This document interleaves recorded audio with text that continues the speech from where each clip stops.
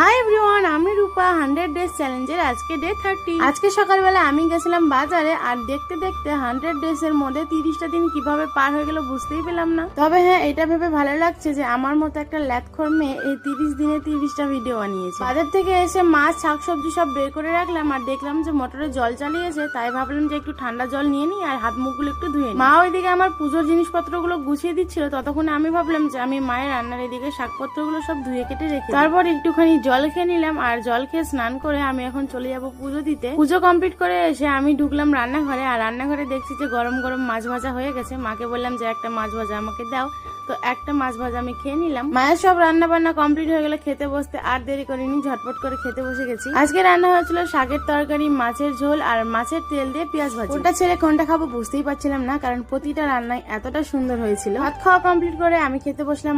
তো চলো আজকে ভিডিওটা এখানেই শেষ করছি, বাই।